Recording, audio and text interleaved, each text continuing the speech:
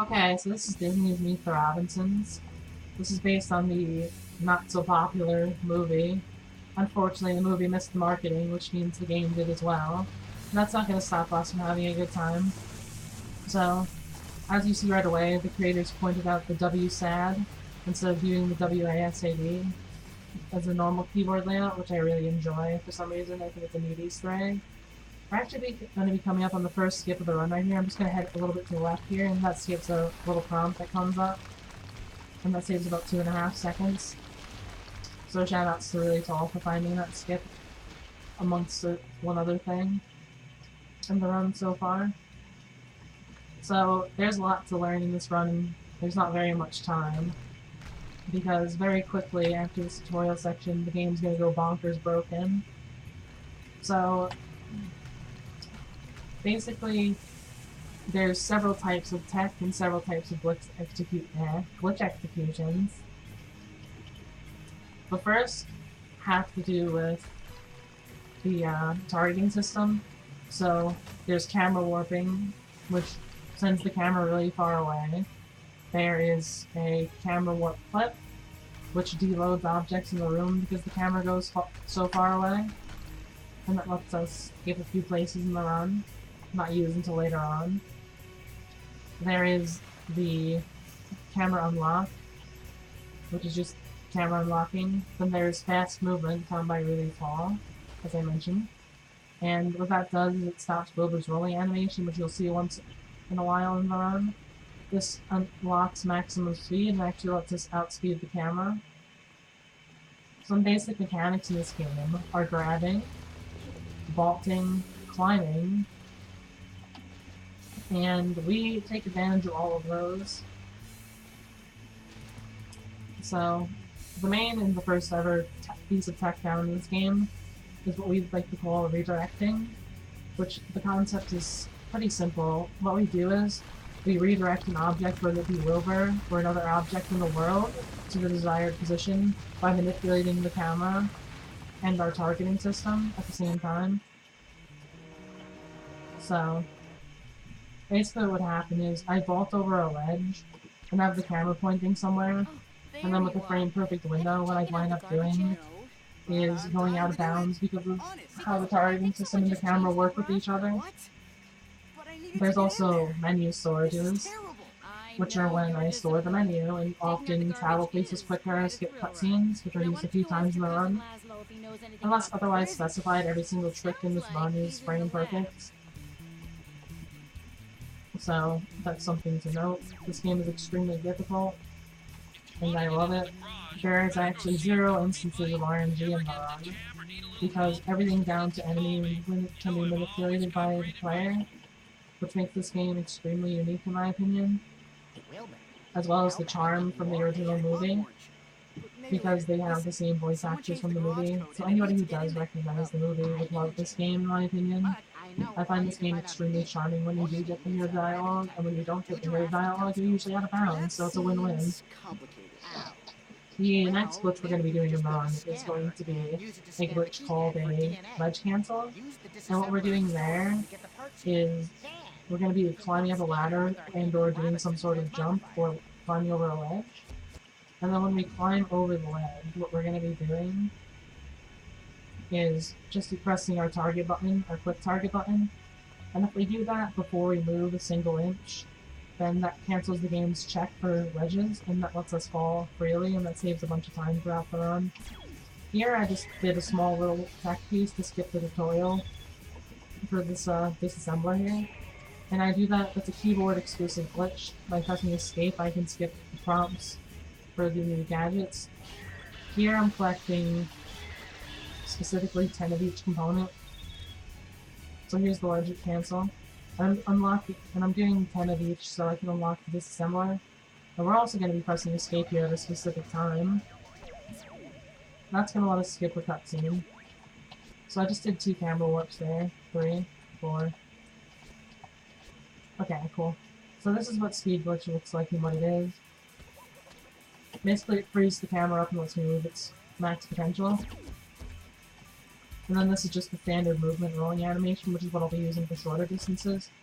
Here I'm setting a spawn point, There's Adam West. Shoutouts to Adam West. So here I'm doing a transit sword. And what that's going to let me do is travel to the dining room quickly. Very simple, really. Then what we're going to be doing next is organic menu storage, where I'm going to be scanning something with my scanner that I just got, and then I'm going to be pressing escape at the same time. And what that's going to allow me to do is keep the pause menu up, but usually if I do that alone, it doesn't let me retain my movement, because the game is paused, obviously. So what we do to bypass that is called a moving menu storage.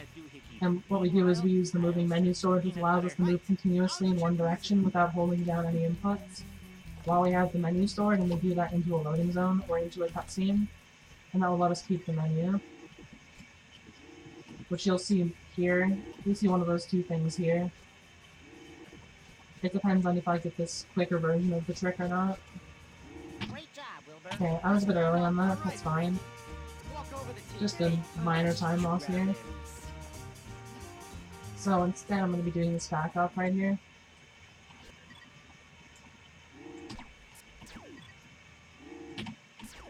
Okay. Not the worst thing in the world. There we go. Now the menu is stored. And one interesting thing with menu storage is that I actually can't manipulate the menu using WSAD. I can only manipulate it using the arrow keys on the keyboard, which is probably part of the reason why it's a PC exclusive glitch. So I haven't really gotten into the reasons why I actually use... I haven't gotten into the reasons why I use PC. But there are actually story-based cutscenes called movies in these games. You can skip all of them on PC. And that makes the game automatically 15 seconds faster. Or not 15 seconds, 15 minutes faster, on top of, like, many exclusive glitches, which makes it about another 5 or so minutes faster. As well as the performance just being better overall, at a nice 60 FPS. So here I'm just casually doing a ball course with the menu stored. So one incentive I would like to do, since Adam West is in this game, or I guess his voice is in this game, I'd like to do this course without menu storage and not skip his cutscene, which would add about a minute to the run, specifically I think 48 seconds, just to hear some of Adam West's dialogue in the game, because it's very charming. He's really, he really brings the game to life in some instances. I enjoy all of his dialogue in the game very much. So, after we're done skipping this cutscene by saving over it, which we did before, if I didn't make that evidently clear enough, what we're going to be doing is a glitch called Garage Skip, and I'm going to be doing a slightly slower variant of it, because it looks a bit nicer, and it's much safer. And that's going to bring us to our next targeting glitch, which is an airwalk. And it's not so much a walk as much as a glide. Basically what I do is I do my ledge cancel, which is the targeting glitch with the ledges. And then I get my camera unlocked and hold specific inputs, and it will let me walk through the air freely until I fall to ground level, as opposed to falling rapidly and not being able to move. So that was Adam West's cameo in the run. Hope you enjoyed it.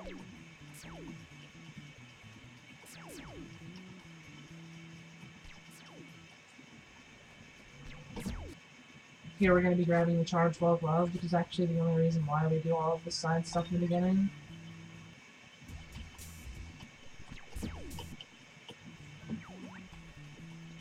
So there's our little Charge Ball tutorial that we don't need because we skipped all instances of Charge Ball in the run. So instead of going left and doing the first way the Garage Skip is found, we're going to be doing the newer way, and the slower way, but the more fun way.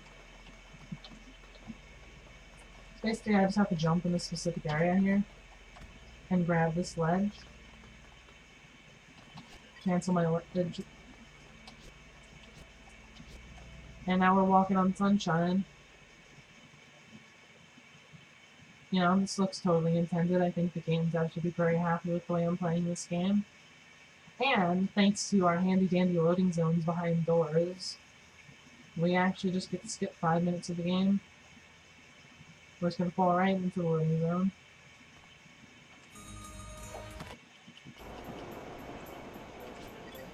So, there's gonna be a glitch coming up in about 15 seconds or so, called a companion block.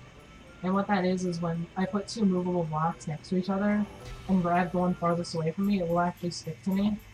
And it'll allow me to move it around faster and climb ledges with it and stuff. So it's just overall pretty broken experience. As if anyone would expect anything less from a licensed Disney game. So now the block is with me. I can roll with the block. I can do whatever I want with the block, as opposed to having to drag it or do the object redirects that I mentioned earlier. And obviously that's pretty darn helpful, as one might imagine. So, because of the extra height we get with that, we get to climb over these ledges and skip a section of the map, which saves about 30 seconds, which is really neat. So here comes the first instance of a fight in the game. You'll see that I'm going to be using an extended targeting system. What this does is, it lets me shoot from farther away, and it lets me do twice as much damage, but it also drains large chunks of my energy bar, which you see on the top left of the screen. So I'll be managing fights along with my energy throughout the whole entire run. Although the fights are far and few between. We can actually, well, just shoutouts to Wilbur's climbing animation, really. And that's an amazing animation. It's one of the first things that every person points out when they're playing this game.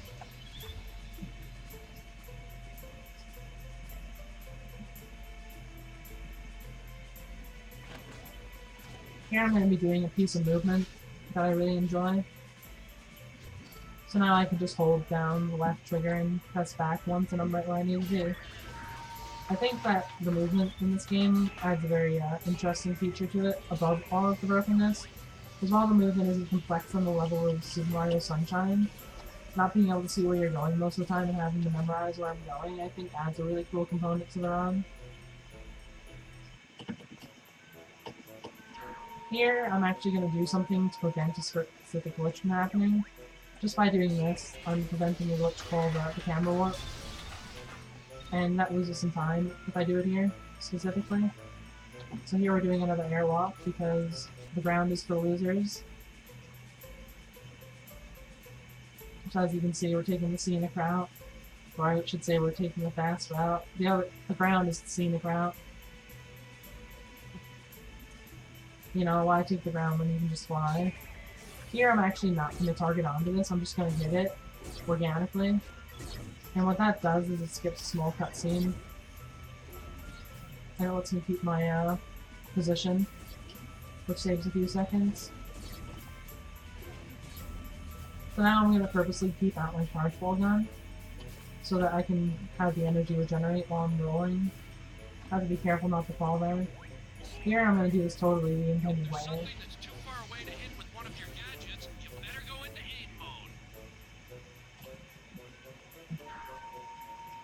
So basement is definitely the most fight-intensive section of the run, but after that, they're pretty lax. Back to doing the things that are more fun, like going through walls and walking through the air and storing menus and taking blocks with us that shouldn't be with us, you know, the intended things. The simple things in life, really.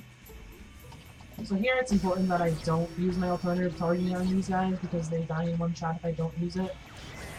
Here I'm going to stun these guys and wait for their animation to end so their invincibility frames wear off. And then I'm going to try to position them in a certain way that they die in one hit, which I did correctly, which is always nice. Executing things properly is always optimal, obviously.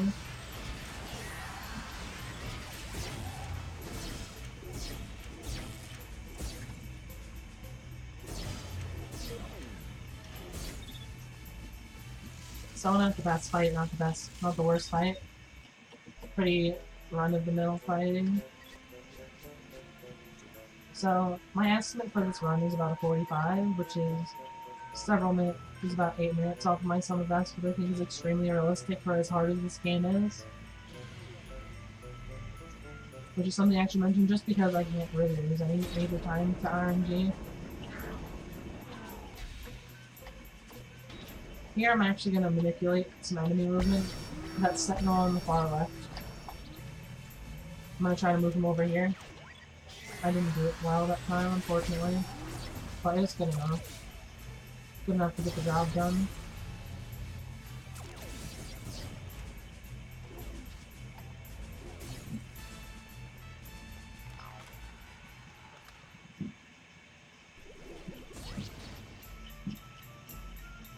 So here, I'm actually going to be trying to avoid blue balls, because I don't want to get blue balled here. It's very not optimal to be blue balled, because if I get blue balled, then I actually will have to restart this movement section or the fight section coming up right after it over again, and that loses time, and we don't like losing time. We like going fast.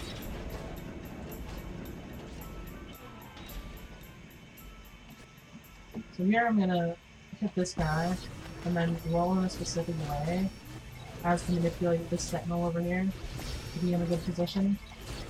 It's not the exact position I would like, but it's the one that's good enough.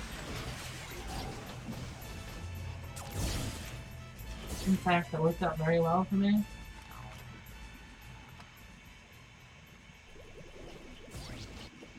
So overall, a good section, and that's the last of enemies that you're gonna see that I fight for a while. Except for this boss. Fine. So big shoutouts to Curry here for finding the current strats we use for the boss. They save a minute over casual strat, which is what we were using. Basically, if I hit these reticles in a certain order, in a certain distance from each other, what that will let me do is hit multiple ones in each phase, as opposed to hitting them one at a time. So like how I just hit 2 in succession, you're not supposed to be able to do that. That's absolutely not intended. And you can hit 3 in one phase like I am now. I just have to be fast. And you know, luckily I am at least slightly fast at this game.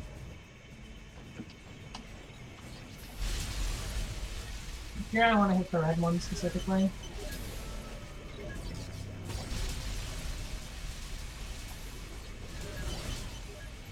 If I don't hit the red one, the blue one has a chance of missing, is what I found out.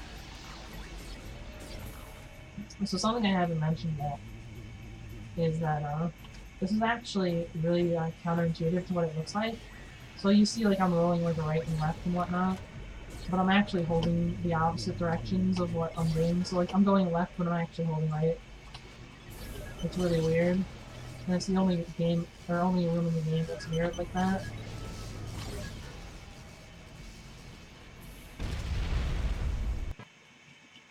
Here we're going to be doing Science Fair. This is probably the hardest clip in the game.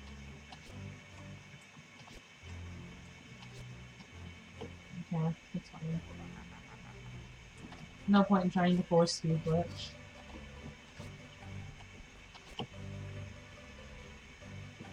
Speed glitch is just something that's nice to have. It makes these maneuvers a bit easier and quicker.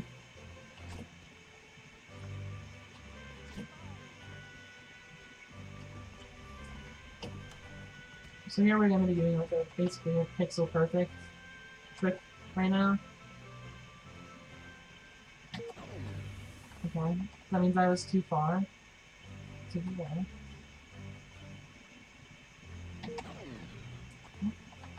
It's fine.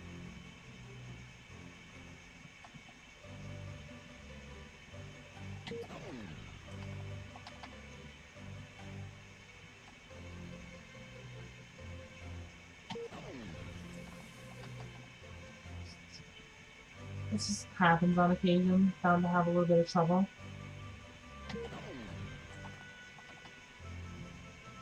Just because of the nature of how precise it is.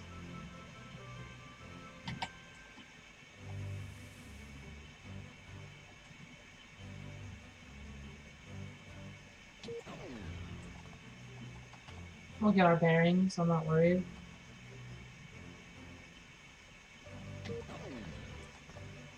Although I am having a rougher time than I usually would be.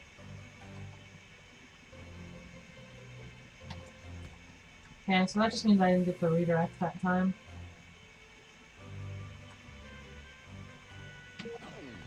There we go. Easy, first try.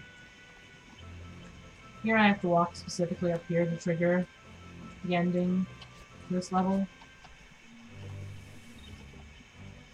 So honestly, if that's like the worst thing that happens in this run, that's completely fine with me. Because that was the hardest trick and the biggest choke point in the run.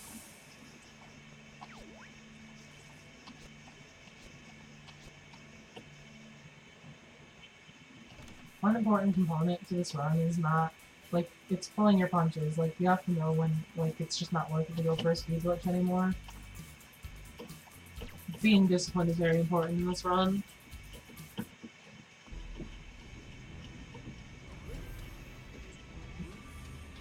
The volcano train system is currently closed due to dangerous robo-ant activity.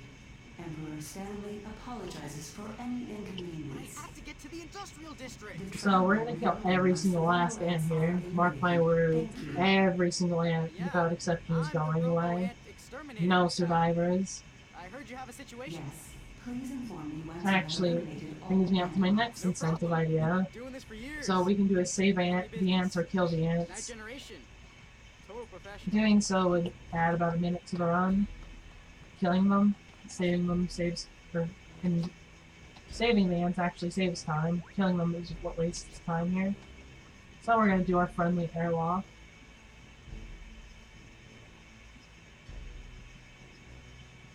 So if those two incentives get met, then I would be expecting the run to be somewhere around a 47 or a 48. Here, instead of airwalking all the way to where we need to go, we're going to take a quick detour and get a speed glitch and then do a different airwalk later because it's quicker that way. Which is a strat that was actually discovered like 3 days ago by myself.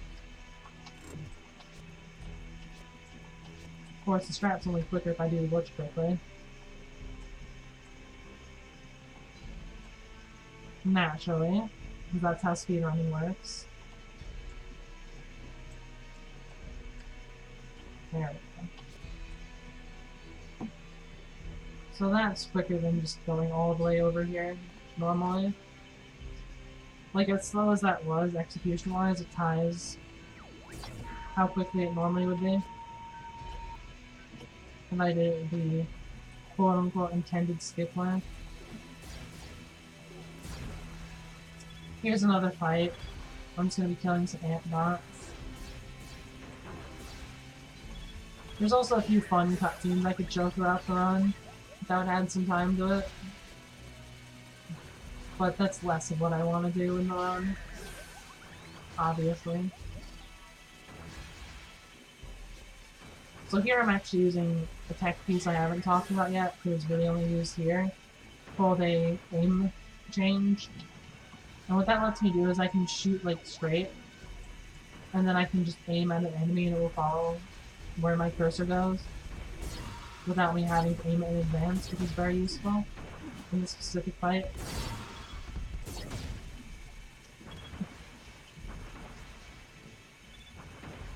Also, if you'll notice, I'm aiming in advance, not only because I know where the enemies will spawn, but also if I aim in like this, then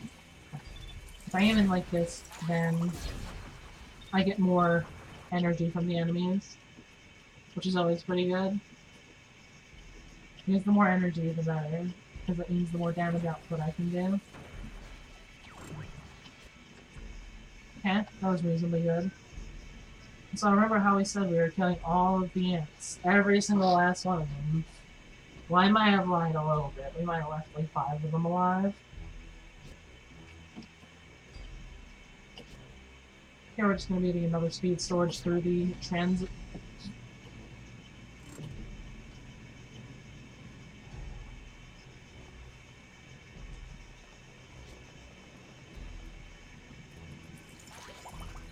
Oh look. Got 'em all. Got 'em all. Here is your transit tax. Best line in the game because of the nature of the That's glitch. great. But can we settle the bill now? I deal on a cash-only basis. The check is in the mail. Rats.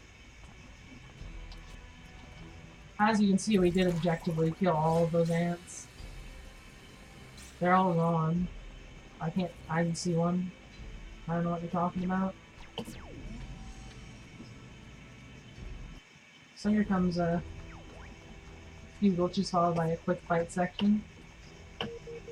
This is a climb redirect, same concept as a vault redirect, except you're climbing instead, and usually falling somewhere.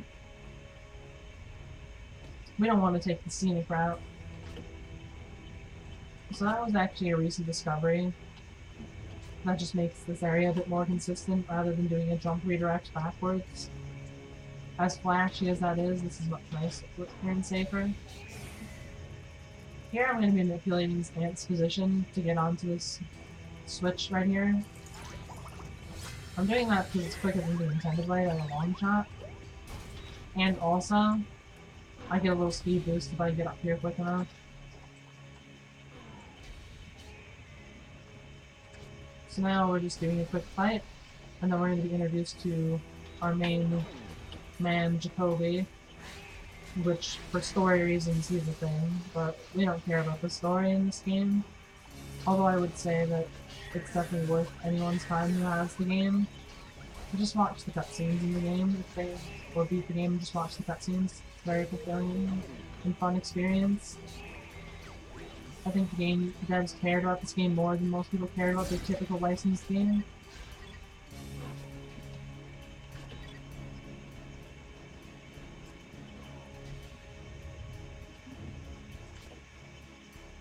And Jacoby. Thank you, pointy-haired boy. I don't know what those robo-ruffians would have done if you hadn't come along. Name's Wilbur Robinson. So this is a good time for donations. Really, any cutscene's a good time for donations. I don't know who's worse, the Actbean or that Stanley fellow. Those hands are absconding with everything in sight. It's Wilbur, and I really need some parts. Do you have a radio fetter and some trans-aluminum? Oh, I've got radio fetters galore. Here, have one. Those beastly ants made off with the last of my trans-aluminum welders. Wilbur. Man, those guys get into everything. They seem to be headed for Old Town. If you can recover some of the trans-aluminum, consider it yours. My sincere gratuities to you again, young Otto.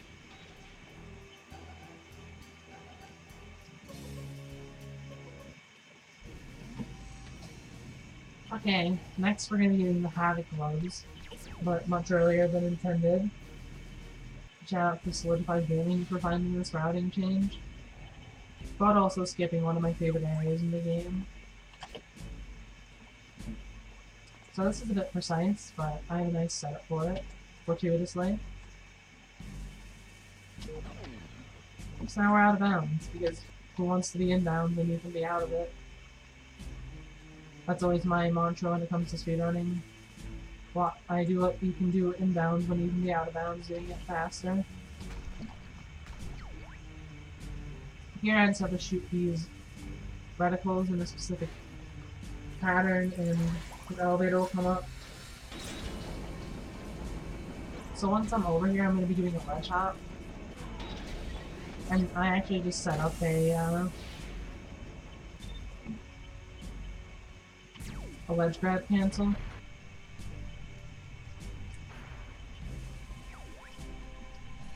So I'm going to be falling straight off this ledge instead of doing other things that are slower. Also, you'll notice I have my gadget switch menu, which is used a few times in the run. But it's not all of that relevant. Here we're having the first and only Havoc Glove maze, and good because they're slow. There's used to be 2 in the run, but we skip it now. But one interesting thing about this is, deep in the game's files, you find out that there's a file name called DigDug, and when you know it, the DigDug file is what's in the DigDug folder is all of these Havoc Glove mazes, so a bit of an homage to that game there.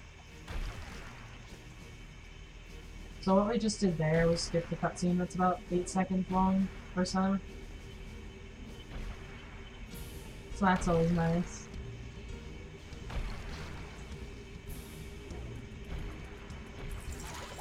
Here we're going to be doing the camera warp clip that I mentioned at the very beginning of the run.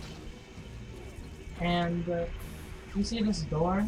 Well, okay. That's fine. I messed up, so I just have to save and reload. Also, if the game ever crashes, I can just load up a backup save, so... There we go. So you see that door? That door is just an idea. I meet the Robinsons, we don't care what's right in front of us, even if it's solid. We just go straight through it. So this is the Hive. It's the longest dungeon in the game. Casually, that is. But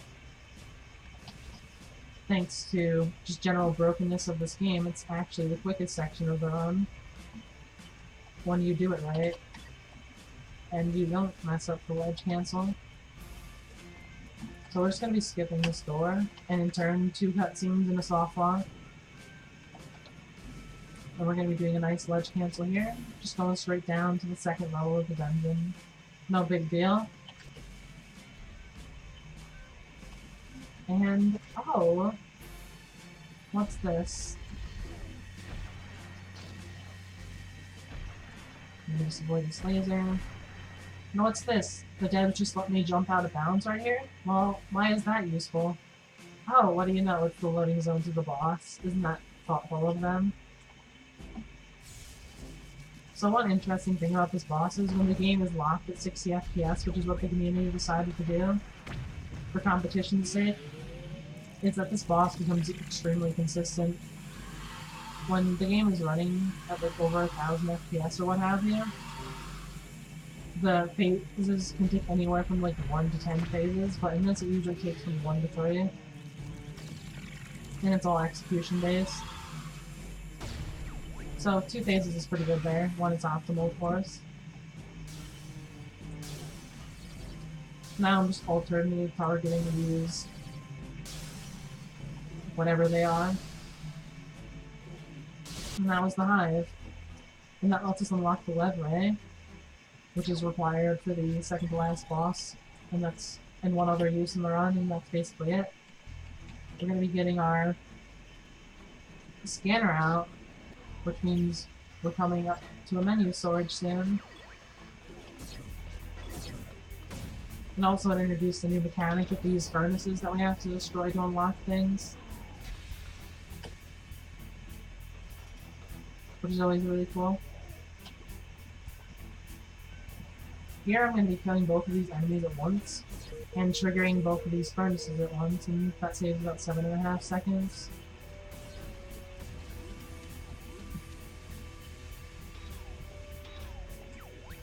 Sadly, unless the Adam West incentive gets met, just for this cutscene as well,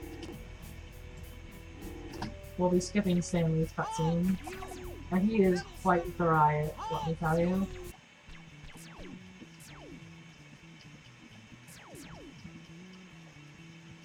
But sometimes we just have to sacrifice things for the sake of going fast, as much as it hurts my soul.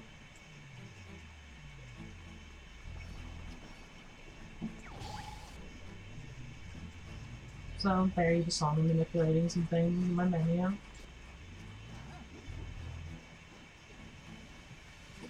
So I think the first instance of these in the run, but not in the game, we skip the other instances. We're just sidling, much like Link would. I actually like to call this game a sci-fi Zelda game. I feel like it took inspiration from it in a few places, as well as a few other games. Okay. You see this solid wall? Well, I disagree with you. I don't think it's a solid wall. And as it would turn out, I'm actually correct. It's not solid anymore. It's like I've played this game once or twice. Just once or twice though, no more. Here we're going to be drilling under a cutscene because for some reason the devs like us skipping cutscenes, like drilling under them, even though they knew we had the drill. And whatever we do in this room is slow, so we're just going to do this instead. So the reason that I've been object redirecting these boxes is because it's quicker to do that than dragging them normally. Usually on average it's about 10 seconds quicker, in fact. assuming my execution is good. And execution of frame perfect tricks does vary a bit, but it's still like, it's still pretty safe overall.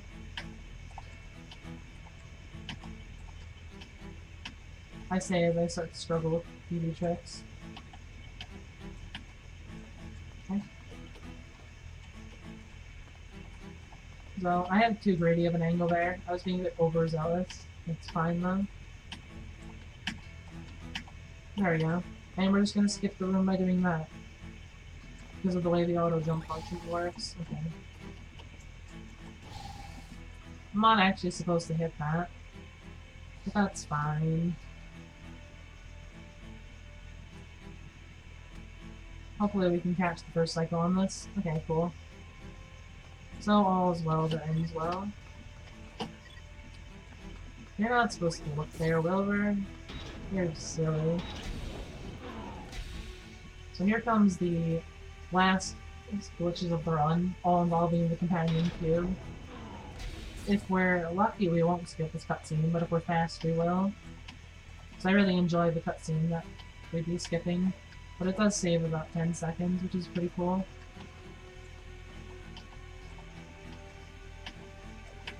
I might even just trigger it for funsies, because this run's going very well.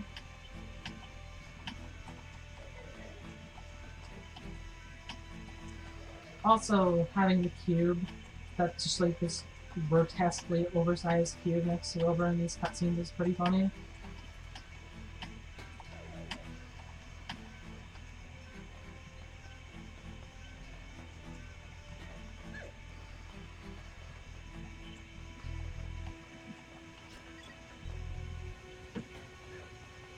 So here we're just going to use this huge thing to put to this wall, because that's how you're supposed to do this room, obviously.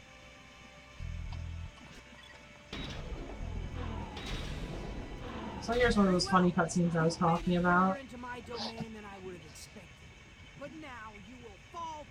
Heading into my bottomless pit of death. He really paints a picture. Yes, he can. You two! Destroy him! So here we're going to be using the lever and alt targeting to kill them very quickly.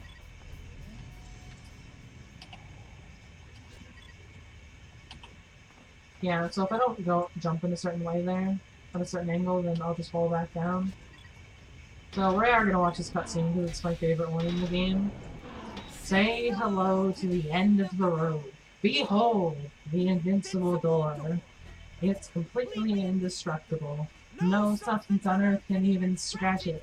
Let's see you get past this one. I love that. Why do I love this cutscene so much? Well, let's see how the invincible door fares against the big block. Apparently it doesn't fare that well. But this is a fantastic time for donations because Prometheus is extremely hard and stressful. So basically what I'm going to be doing in this fight is manipulating these drops right here, while manipulating Prometheus' lava flow, while making sure to hit him twice in each phase, and that saves about a minute. And then I'm also going to be doing a cycle manipulation, not this phase, but next phase, and that's going to let me skip a phase where he actually doesn't allow me to do damage to him, and he can only hurt me. So this would be the time for donations. So overall, just like, say it's really cool that the thousands of hours that me and other people have put into this game have combined to make this specific run impossible. So I'm just doing a glitch here where I can keep this suspended in there. So I just use a sound cue there to know when to hit him, because that's when he initiates his next phase. So I'm making this look much easier than it is, but if my position is slightly incorrect, then the cubes could spawn too far away from each other, and I won't be able to actually get off equitable damage. Like, this one's a bit suspect, to be honest.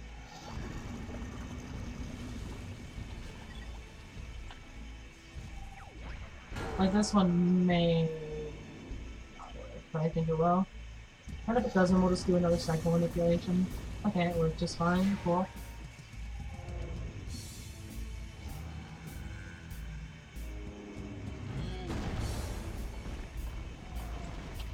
last phase here. No big deal.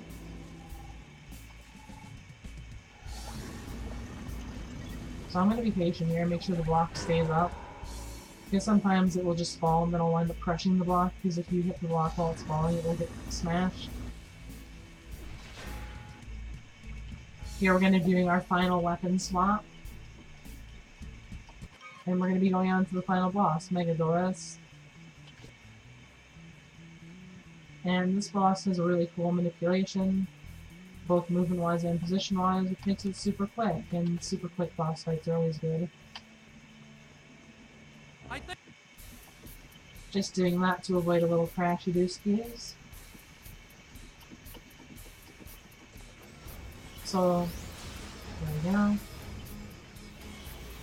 And not my best positioning in the world.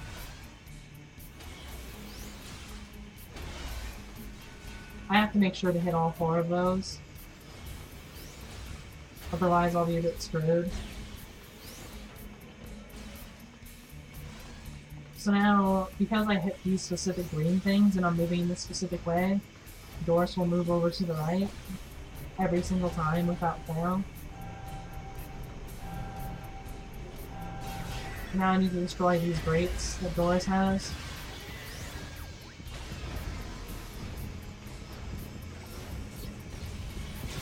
And now we just have to hit her 3 times in the center. And once more. So this fight's a little bit slow. Okay, that's fine, I just have to do this phase over again. Because I was a slowpoke. So this is kind of what it looks like when you mess up the boss. Which does happen on rare occasion. I actually did kill the boss, but I didn't get the cutscene because I died as I killed the boss. There we go. And that's Disney's Meet the Robinsons in 3 minutes under the estimate.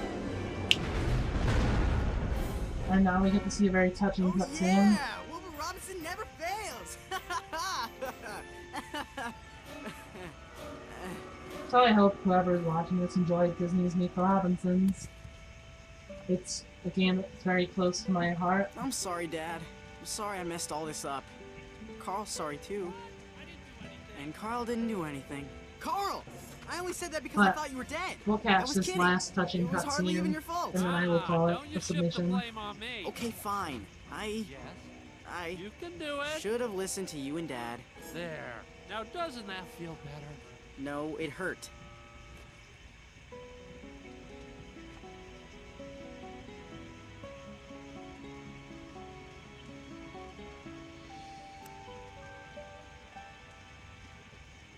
Dad, the science fair!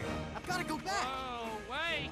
I thought you were through messing with the time machine. I have to make one last trip, Carl. I have to make sure that someone important keeps moving forward. Carl, theme song, please.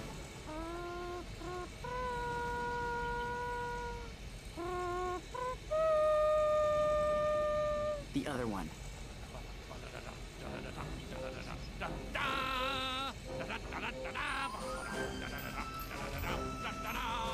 So, through Meet the Robinsons, we learn that friends and family and moving forward helps conquer all of the difficult obstacles in our life. And that's Disney's Meet the Robinsons.